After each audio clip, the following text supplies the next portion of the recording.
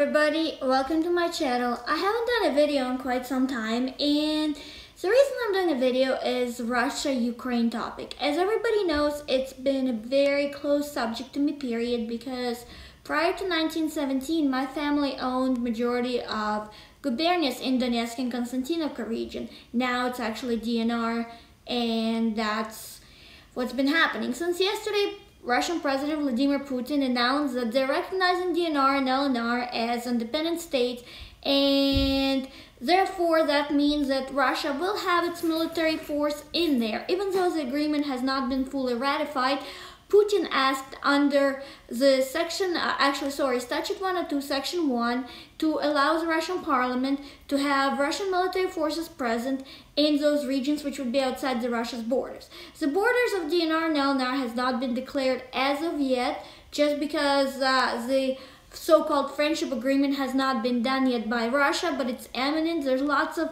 already refugees that migrants are leaving the region. All men up till the age of 55 are supposed to stay there because they're going to be technically, if there's a war, fighting. So it's only women, children, and elderly that are leaving now. However, this video is not so much about that topic itself, but what does it mean from geopolitical perspective. Of course, NATO held emergency meeting, and UK and US were very vocal. President Biden, US President, immediately signed last night the list of sanctions, which are pretty similar to what Crimea has since 2014. A lot of people, including Democrats, do not think they're harsh enough, and there's not going to be as many ramifications for them. Pretty much, US companies cannot do business in those regions. It's pretty similar to Crimea. Majority of funding providers for trade and everything will not allow SWIFT transactions with USD. And Russia, as it is, Crimea is excluded. Now it's going to be those two regions as well that are going to be excluded. People are talking that Biden might completely disconnect Russia from SWIFT. Russia has their own alternative systems they've been testing for a while, and I'm not even certain it will happen or not because there's a lot of grandstanding involved, but we know for a fact US will not go to war to Russia. NATO, and this is where it gets interesting. Ukraine is only interesting for the West based on its location because bordering Russia, and NATO has been expanding its boundaries since the collapse of Soviet Union in 1991. Bulgaria, Hungary, Lithuania, Estonia, Latvia joined them, and that's all close to Russia. And the Russian president specifically said the only way they would not do anything if NATO stopped expanding its reach, including Ukraine. Ukraine wanted to join NATO, but of course that's not happening right now, and everything that's happening in Ukraine. So what does it mean overall? Highly likely, and I said that 2 years ago, that Eastern Ukraine will go to Russia, and Western Ukraine will not survive on its own, and highly likely would have to be some type of autonomy of Poland. And please don't get specific about that. Ukraine does deserve its independence. So my family owns those regions before 1917, and my family is purely Russian. I don't have any Ukrainian lineage in me as far as I know. But nevertheless, I do not agree in changing boundaries. I know Ukraine was gifted those territories during the Soviet Union, and the boundaries have been changed. However, if we're going to start changing boundaries, that could be a lot of countries in the world, because at one point in time, boundaries do get changed and everything like that. So what do I think about the two regions that Russia recognized? I think Ukrainian politics, and this is where it gets tricky. Unless the West is planning to support Ukraine for the rest of its life, there's not much that Ukraine is doing for Ukraine. There has been corruption involved. The West helped set up NABU, which is anti-corruption department, or if you want to say entity. However, it became jokes on TV, comical shows, how NABU operates and everything like that, because corruption is rampant. A lot of Western funding gets misappropriated and everything like that. This is part of the problem with Ukraine. I mean, everybody wants peace everywhere as well, and I think another war, and especially shelling and what's been happening in those regions for the people involved, has been pretty harsh. But nevertheless, outside of all that scope, what is happening now? What will Russia do? So the sanctions ramifications. Russia already got used to Crimea sanctions. So what will Russia can do? Because defense and military-wise, Russia has power. Geopolitically, Putin and Russia will be fine. However, as far as economics concerned, there could be an issue, and sanctions will have certain impact. What Russia can do in this case, there's already tariffs involved in export, and the rising price of wood and crude and metals have been observed in Russia. The Russian ruble has been devalued quite a bit, so Russia could possibly crush ruble like Turks did with lira in order to sustain. Russia could completely disallow USD dollar, any type of exchanges or anything like that. At the same time, as you know, the West has been printing and US has been printing fiat funds non-stop, which is leading to inflation, hyperinflation, and inflation in US has been one highest in the past almost 40 years. Biden reminds a lot of people like Carter. Even Democrats are having issues with him because of his stance when, national and domestic policies are not being addressed. Because even on every news, all you hear is Ukraine. For example, Canada is saying they're going to be giving more support to Ukrainian troops, yet forgetting the fact that emergency measures just passed in Canada, which technically violates a lot of people's rights.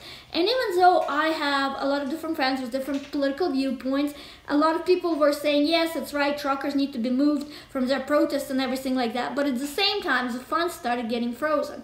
And that gets into very harsh communist and totalitarian regime. At one point, there was lots of jokes, which is, and disinformation saying that Trudeau is a legitimate son of Fidel Castro. But in reality of it, even though it's jokes, and I'm not talking about anything like that, the way he's acting now, it's dictatorship. Having an emergency act passed, which is not almost, like there is a war in Canada. In reality, it's truckers. Yes, I don't agree disrupting supply chains near the border. I think that's absolutely unacceptable.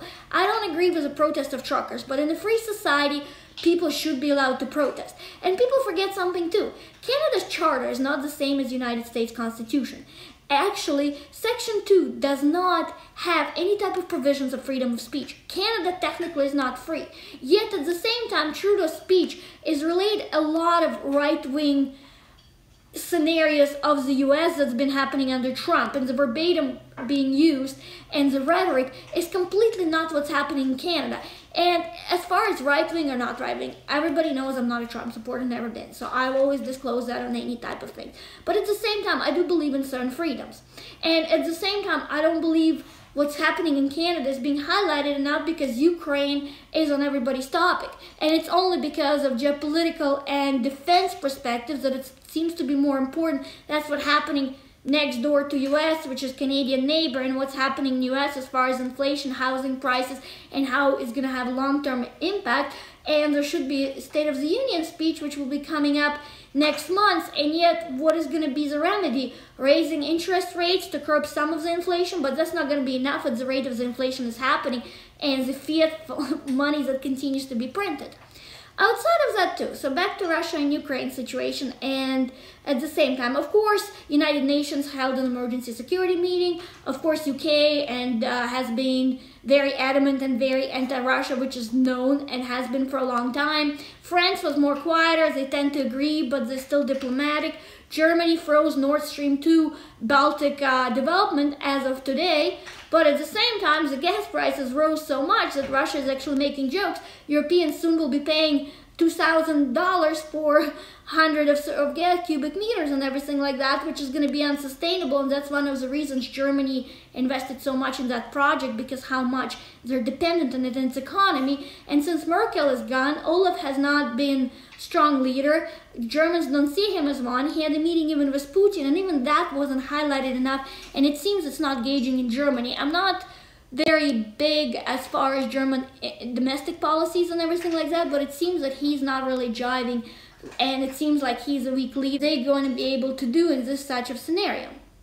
But nevertheless, what do I think overall scenario from the geopolitical perspective? As I pointed out before, I think Ukraine will be part of Russia, part of the West, and probably highly likely autonomy of Poland. Yes, maybe they'll maintain its independence to a certain point, but how sustainable and how successful they're going to be when it becomes a shell of what it used to be as far as territories, because Ukraine got empowered during the Soviet Union as far as the border and changing borders to add more land and more areas to Ukraine. Otherwise, outside of that, I think that US under Biden, especially because Biden reminds me a lot of Carter, even though it was way before my time, during Carter era, it seems to me that even a lot of Democrats in general agree that Biden is not, the sanctions are not strong enough in one way. In one way, it is a clever move because, the whole pondering of, Russia entering Ukraine and now the West, it gives a great, I wouldn't say social engineering perspective, I would say great speech is how Biden is being efficient by stating that. But at the same time, it gives a very unpopular connotation that those sanctions are the same as Crimea. It's not going to have such the same impact. Number one, it's going to be grandstanding, a lot of talk. Diplomatic meetings are being held, NATO of course, and the discussions that are taking place. At the end of the day, Russia will go through with what Russia needs, because at the end of the day, if you look from a Russian perspective, NATO being so close to their border, it's clearly a national security issue for Russia, and US would do the same. And I'm not supporting Putin at all. I just want to make that disclaimer very clear. I don't agree with any type of political situation in Russia now. I don't support Navalny, I don't support Putin, I don't support any of the above, but at the same time, this is going to continue, and the sentiment will rise, and the more Russian citizens have less funding and the economy goes down, the more angry they'll get at the West. It will actually have an opposite effect. There's not going to be a pricing, there's going to be a different level of it. And I think Russia highly likely will have to implement policies of 1937. And I will do another video of what I think about those policies and what will be the new evolved version of 1937 policies of the Soviet Union. But nevertheless, I did want to do this video. I will start doing videos regularly again.